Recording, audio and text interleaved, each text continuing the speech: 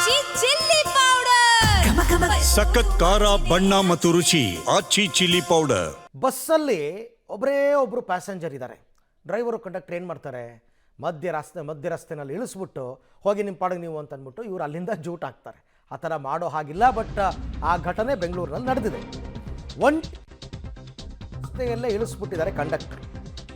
ಶಕ್ತಿ ಯೋಜನೆ ಅಂದ್ಬಿಟ್ಟು ಫ್ರೀ ಓಡಾಟ ಸರ್ಕಾರ ಕೊಟ್ಟಿರೋದು ನೋಡಿ. ಯಾಕೆ ಯಶವಂತಪುರಕ್ಕೆ ಟಿಕೆಟ್ ತೊಗೊಂಡಿದ್ದಾರೆ, ನಡು ರಸ್ತೆಯಲ್ಲೇ ಇಳಿಸಿ ಜೂಟ್ ಆಗ್ಬಿಟ್ಟಿದ್ದಾರೆ ಡ್ರೈವರ್ ಕಂಡಕ್ಟರ್.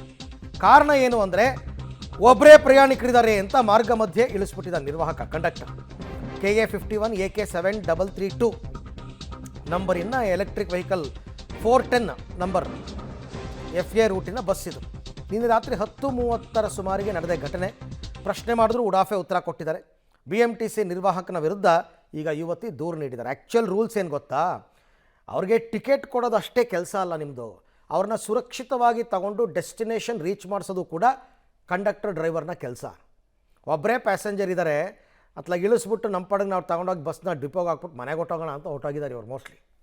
ಈ ಬಗ್ಗೆ ಮತ್ತಷ್ಟು ಮಾಹಿತಿ ನನ್ನ ಕೊಲೀಗ್ ಮಾರುತಿ ಅವರಿಂದ ಪಡ್ಕೊಳ್ಳೋಣ. ಮಾರುತಿ, ಈಗ ಈ ಥರ ಆ್ಯಕ್ಚುಲಿ ಆಗಬಾರ್ದು, ನಡಿಬಾರ್ದು, ಡಿಪೋ ಮ್ಯಾನೇಜರ್ಗೆ ಗಮನಕ್ಕೆ ಬಂತ ವಿಚಾರ, ಇದು ಕಂಪ್ಲೇಂಟ್ ಆಯಿತಾ, ಏನು ಕ್ರಮ ತಗೊಂಡಿದ್ದಾರೆ ಅಂತ?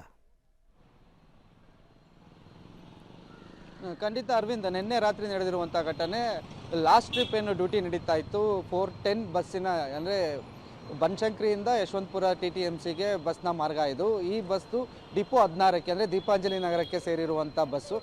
ಈ ಬಸ್ಸಿನ ಚಾಲಕರು ಮತ್ತು ನಿರ್ವಾಹಕರು ಏನು ಮಾಡಿದ್ದಾರೆ ಅಂದರೆ ಯಶವಂತಪುರಕ್ಕೆ ಕೊನೆ ಟಿಕೆಟ್ ತೊಗೊಂಡಿದ್ದಂತಹ ಒಂಟಿ ಯುವತಿ ಇದ್ದರು, ಅಲ್ಲಿವರೆಗೂ ಯಾಕೆ ಬಿಡಬೇಕು ಅಂತ ಮಾರ್ಗ ಮಧ್ಯೆನೇ ಬಿಟ್ಟಿರೋದು. ಕಾರಣ ಇಷ್ಟೇ ಆಗಿರುವಂಥದ್ದು, ಒಂದೇ ಹುಡುಗಿ ಇರೋದ್ರಿಂದ ನಾವು ಯಶವಂತಪುರಕ್ಕೆ ಬಂದು ತಿರ್ಗಾ ಯೂಟರ್ನ್ ಮಾಡ್ಕೊಂಡು ದೀಪಾಂಜಲಿ ನಗರ ಡಿಪೋಗೆ ಹೋಗೋಕ್ಕೆ ಲೇಟ್ ಆಗುತ್ತೆ, ಇಲ್ಲೇ ನಿಲ್ಸೋಗ್ಬಿಡೋಣ ಅಂತ ನಿಲ್ಸೋಗಿರೋದು. ಆ ಯುವತಿ ಪ್ರಶ್ನೆ ಮಾಡಿದ್ರು, ಅದಕ್ಕೆ ಉಡಾಫೆ ಉತ್ತರನ ಕೊಟ್ಟು ಇನ್ನೊಂದು ಹಿಂದೆ ಬಸ್ ಬರುತ್ತೆ ಅದರಲ್ಲಿ ಹೋಗಿ ಆ ರೀತಿ ಉಡಾಫೆ ಉತ್ತರ ಕೊಟ್ಟಿರೋದು. ಈ ಸಂಬಂಧ ಯುವತಿ BMTC ಹೆಲ್ಪ್ಲೈನ್ ನಂಬರ್ ಏನಿದೆ ಆ ನಂಬರ್ಗೆ ದೂರನ್ನು ದಾಖಲಿಸಿದ್ದಾರೆ.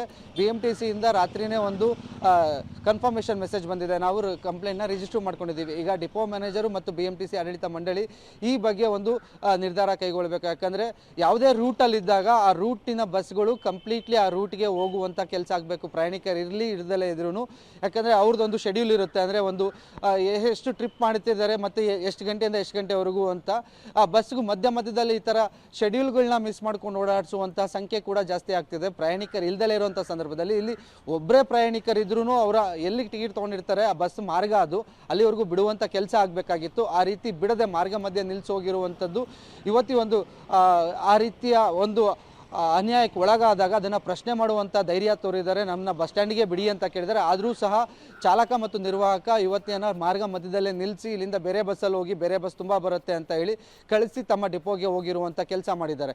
ಈ ಸಂಬಂಧ ಈಗಾಗಲೇ ಡಿಪೋ ಮ್ಯಾನೇಜರ್ಗೂ ಕೂಡ ಮನವಿ ಏನು ದೂರು ದಾಖಲಿದೆ. ನೆನೆ ಗಾಡಿ ಬಿಟ್ಟು ಹೋಗಿರುವಂಥ ಚಾಲಕ ಮತ್ತು ನಿರ್ವಾಹಕನ ಕರೆಸಿ ವಿಚಾರಣೆ ನಡೆಸುವಂಥ ಸಾಧ್ಯತೆ ಇದೆ. ಒಂದು ನೋಟಿಸ್ ಕೂಡ ಕೊಡೋ ಸಾಧ್ಯತೆ ಇರುವಂಥದ್ದು. ಅರವಿಂದ್, ಥ್ಯಾಂಕ್ ಯು ಮಾರುತಿ, ತಮ್ಮೆಲ್ಲ ಮಾಹಿತಿಗೆ ಧನ್ಯವಾದ. ನೋಟಿಸ್ ಅಷ್ಟೇ ಅಲ್ಲ, ಇದು ತುಂಬ ಸೀರಿಯಸ್ ಇಶ್ಯೂ ಇದೆ. ಆ್ಯಕ್ಚುಲಿ ಒಬ್ಬರು ಲೇಡಿನ ನೀವು ರಾತ್ರಿ 10ವರೆಗೆ ಮಧ್ಯದಲ್ಲೇ ಬಿಟ್ಬಿಟ್ಟು ಹೊಟ್ಟೋಗ್ತೀನಿ ಅಂದರೆ ಅಕಸ್ಮಾತ್ ಆಕೆಗೆ ಹೆಚ್ಚು ಕಮ್ಮಿ ಆದರೆ ಯಾರು ಜವಾಬ್ದಾರಿ? ಇವ್ರದ್ದೇ ತಪ್ಪಾಗುತ್ತೆ. ಅದಕ್ಕೆ ನಾನು ಹೇಳಿದ್ದು, ಟಿಕೆಟ್ ಕೊಡೋದಷ್ಟೇ ಕೆಲಸ ಅಲ್ಲ ಕಂಡಕ್ಟರ್ದು. ಯಾರು ಪ್ಯಾಸೆಂಜರ್ ಇರ್ತಾರೆ ಅವ್ರನ್ನ ಕರೆಕ್ಟ್ ಸೇಫಾಗಿ ಡೆಸ್ಟಿನೇಷನ್ಗೆ ಕರ್ಕೊಂಡೋಗಿ ಬಿಡಬೇಕು.